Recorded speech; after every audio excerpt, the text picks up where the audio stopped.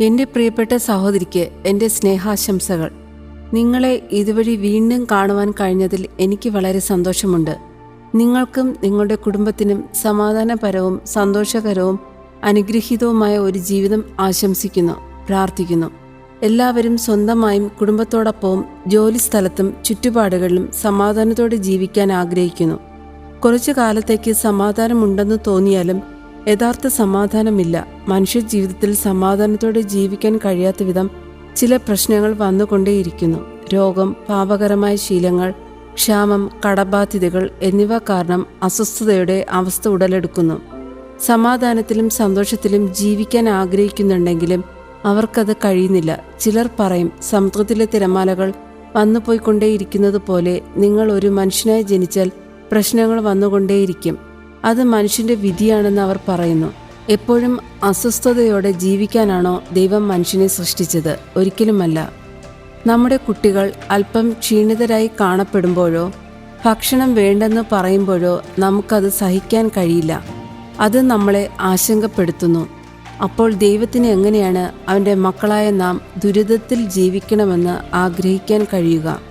മനുഷ്യന്റെ പാപമാണ് അസമാധാനത്തിന് കാരണമെന്ന് പറയപ്പെടുന്നു. പക്ഷേ മരണം വരെ നാം ഇങ്ങനെ ജീവിക്കണമെന്ന് ദൈവം ആഗ്രഹിക്കുന്നില്ല. കടലിൽ തിരമാലകൾ ആഞ്ഞടിച്ചു കൊണ്ടേയിരിക്കുന്നു. കപ്പലുകളും ബോട്ടുകളും അതിലൂടെ കടന്നു പോകുന്നു. കാറ്റ് വീശും, തിരമാലകൾ ഉയരും. പക്ഷേ അകത്തുള്ളവർ എപ്പോഴും വിഷമിക്കാറില്ല. അവർ സമാധാനത്തോടെ പോകുകയാണ്. അതുപോലെ നമുക്ക് ചുറ്റും നിരവധി കാര്യങ്ങൾ സംഭവിക്കുന്നുണ്ടാകാം.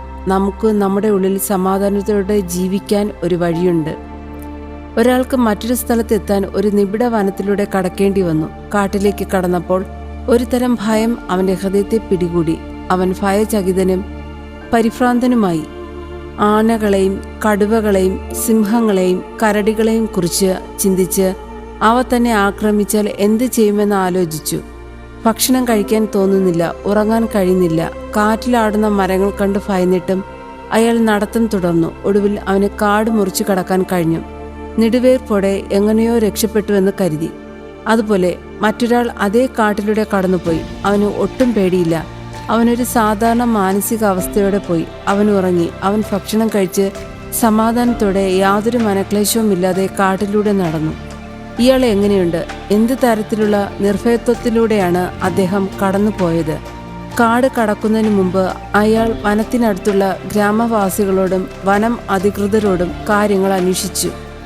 ഈ കാട്ടിൽ മൃഗങ്ങളൊന്നുമില്ലെന്ന് അവർ പറഞ്ഞു. അങ്ങനെ ആ വാക്ക് വിശ്വസിച്ച് അയാൾ സമാധാനത്തോടെ പോയി. അയാൾ കാടിനെക്കുറിച്ച് അന്വേഷിച്ചു മനസ്സിലാക്കി. മുമ്പേ പോയവൻ ഒന്നും അന്വേഷിച്ചതുമില്ല, കണ്ടെത്തിയതുമില്ല. ലോകത്തിലെ മനുഷ്യർ എല്ലാം പഠിക്കുന്നത് വെബ്സൈറ്റുകളിലൂടെയാണ്. അതിൽ ചില നല്ല കാര്യങ്ങൾ ഉണ്ടെങ്കിലും പല തിന്മകളും മനസ്സിനെ അലട്ടുന്നതുമായ കാര്യങ്ങൾ അറിയുമ്പോൾ മനസ്സ് കൂടുതൽ വേദനിക്കുന്നു. സമാധാനം തേടി പലരും തങ്ങളുടെ ആശങ്കകൾ മറക്കാനോ നിരന്തരം മയങ്ങിയ അവസ്ഥയിൽ തുടരാനോ പുകവലി, മദ്യപാനം അല്ലെങ്കിൽ കഞ്ചാവ്, മറ്റു മയക്കുമരുന്നുകൾ എന്നിവയിലേക്ക് തിരിയുന്നു. ചില ആളുകൾ ഏതെങ്കിലും വിധത്തിൽ പ്രലോഭിപ്പിക്കപ്പെടുകയും വ്യഭിചാരത്തിൽ തുടരുകയും ചെയ്യുന്നു. മറ്റു ചിന്തകളിൽ നിന്ന് ശ്രദ്ധ തിരിക്കാൻ വേണ്ടി ചിലർ സിനിമകളും മറ്റ് വിനോദങ്ങളും കണ്ട് സമയം ചെലവഴിക്കുന്നു. ഇത് വെയിലത്ത് നടക്കുന്ന ഒരാളെപ്പോലെയാണ്. നിഴൽ പിന്തുടരുന്നു. അയാൾ ഒരു വീട്ടിലേക്ക് പോകുന്നു. നിഴലില്ലെന്ന് തോന്നുന്നു. അയാൾ പുറത്തേക്ക് തിരിച്ചു വന്ന് നടന്നു. നിഴൽ കൂടെ വരുന്നു. അത് അയാളോടൊപ്പം വരുന്നു. നമ്മൾ ഇതേ രീതിയിൽ ചെയ്യുന്ന നിരവധി കാര്യങ്ങളുണ്ട്. ചില ആളുകൾ വളരെ ഭക്തരും ധാരാളം കാര്യങ്ങൾ ചെയ്യുന്നവരുമാണ്. പക്ഷേ അവർക്ക് യഥാർത്ഥ സമാധാനത്തോടെ ജീവിക്കാൻ കഴിയുന്നില്ല. ഒരു ഭർത്താവോ ഭാര്യയോ നിരന്തരം ആരോടെങ്കിലും സംസാരിക്കുന്നുവെങ്കിൽ അതിനർത്ഥം അവർ ഒരു രഹസ്യ ബന്ധത്തിലാണോ എന്ന് ചിന്തിക്കുമ്പോൾ നിലവിലുള്ള സമാധാനം അപ്രത്യക്ഷമാകുന്നു. മനുഷ്യർ എന്തെല്ലാം കണ്ടുപിടിക്കുന്നു, പക്ഷെ സമാധാനത്തിനുള്ള മരുന്ന് കണ്ടുപിടിക്കുന്നില്ല. പണം കൊണ്ട് ഒരാൾക്ക് എന്തും വാങ്ങാം, പക്ഷെ എത്ര പണം ചെലവഴിച്ചാലും സമാധാനം കൈവരിക്കാനാവില്ല. അപ്പോൾ സമാധാനത്തോടെ ജീവിക്കുക അസാധ്യമാണോ എന്ന് നിങ്ങൾ ചോദിച്ചേക്കാം. ഒരു മനുഷ്യൻ കാലിൽ ചെരുപ്പില്ലാതെ നടക്കുകയായിരുന്നു. നല്ല ഷൂസ് ധരിച്ച ആളെ കണ്ട ഉടനെ ഭാഗ്യവാൻ, നല്ല വിലയേറിയ ഷൂസ് ധരിച്ചിരിക്കുന്നല്ലോ എന്ന് അയാൾ കരുതി. നല്ല ഷൂസ് ധരിച്ച് നടന്നവൻ ഒരാൾ സൈക്കിളിൽ പോകുന്നത് കണ്ടപ്പോൾ കാലുവേദനയോടെ, ഞാൻ നടക്കുമ്പോൾ ഭാഗ്യവാൻ, സൈക്കിൾ ഓടിക്കുന്നല്ലോ എന്ന് കരുതി.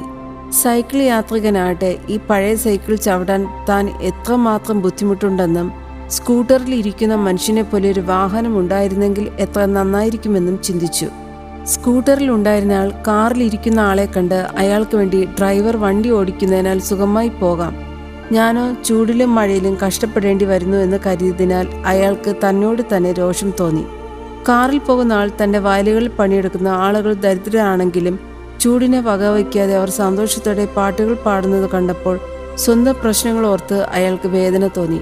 ഞാൻ ദരിദ്രനായി ജനിച്ചെങ്കിൽ സമാധാനവും സന്തോഷവും ലഭിക്കുമായിരുന്നു എന്ന് കരുതി. കാറിൽ പോകുന്ന ആ മനുഷ്യനെ കണ്ട ആളുകൾ ഭാഗ്യം ചെയ്ത മഹാരാജൻ, അവൻ എത്ര നല്ലവനാണെന്നും അവൻ എന്ത് പുണ്യപ്രവൃത്തി ചെയ്ത് കാണുമെന്നും പരസ്പരം പറഞ്ഞു. ഇങ്ങനെയാണ് പലരും തങ്ങളെക്കാൾ മെച്ചപ്പെട്ട അവസ്ഥയിലുള്ളവരെ നോക്കി അവർ സമാധാനത്തിലും സന്തോഷത്തിലും ജീവിക്കുന്നുവെന്ന് കരുതുന്നത്. എന്നാൽ യഥാർത്ഥ സമാധാനം ആരിലും നിലനിൽക്കുന്നില്ല. മനുഷ്യനെ സൃഷ്ടിച്ച ദൈവത്തിന് മാത്രമേ മനുഷ്യന് യഥാർത്ഥ സമാധാനം നൽകാൻ കഴിയൂ. സൃഷ്ടിച്ചപ്പോൾ ദൈവം അവനെ സൃഷ്ടിച്ചത് സമാധാനത്തോടെയാണ്. എന്നാൽ മനുഷ്യൻ പാപം ചെയ്തതിനാൽ അവൻ ആ സമാധാനം നഷ്ടപ്പെട്ടു. എന്നാൽ മനുഷ്യന് യഥാർത്ഥ സമാധാനം നൽകാനാണ് കർത്താവ് ആഗ്രഹിക്കുന്നത്. അതിനായി അവൻ വിളിക്കുന്നുണ്ട്, ഈ കാലഘട്ടത്തിലെങ്കിലും നിങ്ങളുടെ സമാധാനത്തിനുള്ളത് നീയും അറിഞ്ഞു എങ്കിൽ കൊള്ളായിരുന്നു, ഇപ്പോഴും അത് നിന്റെ കണ്ണിന് മറഞ്ഞിരിക്കുന്നു. ലൂക്കോസ് 19:42 എന്ന് കർത്താവായ യേശു പറഞ്ഞു. സമാധാനം നേടുന്നതിൽ നിന്ന് നമ്മെ തടയുന്നത് എന്താണെന്നറിഞ്ഞാൽ നമുക്കും ആ യഥാർത്ഥ സമാധാനം നേടാൻ കഴിയും. അവൻ സമാധാനത്തിന്റെ ദൈവമായതിനാൽ പണത്തിനോ ജാതിക്കോ മതത്തിനോ ഒരു മനുഷ്യനും സമാധാനം നൽകാൻ കഴിയില്ല. ദൈവം ഒരു മതത്തിന്റെയും സ്വന്തമല്ല. ലോകത്തിലെ എല്ലാവരും ദൈവത്തിന്റെ മക്കളാണ്. അവൻ മനുഷ്യവംശത്തിന്റെ സമാധാനത്തിനായുള്ള വീണ്ടെടുപ്പിന്റെ യാഗമായി മാറി. അതുകൊണ്ട് അവന് മാത്രമേ സമാധാനം നൽകാൻ കഴിയൂ. സമാധാനം ഞാൻ നിങ്ങൾക്ക് തന്നേച്ചു പോകുന്നു, എൻ്റെ സമാധാനം ഞാൻ നിങ്ങൾക്ക് തരുന്നു. ലോകം തരുന്നത് പോലെയല്ല ഞാൻ നിങ്ങൾക്ക് തരുന്നത്. നിങ്ങളുടെ ഹൃദയം കലങ്ങരുത്, ഭ്രമിക്കുകയും അരുത്. യോഹന്നാൻ 14:27 എന്ന് കർത്താവായ യേശു പറഞ്ഞു. കർത്താവായ യേശു നിങ്ങൾക്ക് നിങ്ങളുടെ കുടുംബത്തിനും സമാധാനം നൽകട്ടെ. കർത്താവായ യേശു നിങ്ങളെ സ്നേഹിക്കുന്നു. എൻ്റെ അടുത്ത കത്തിൽ ഞാൻ അതിനെക്കുറിച്ച് നിങ്ങളെ അറിയിക്കാം. നിങ്ങൾക്കും നിങ്ങളുടെ കുടുംബത്തിനും വേണ്ടി ഞാൻ പ്രാർത്ഥിക്കുന്നു.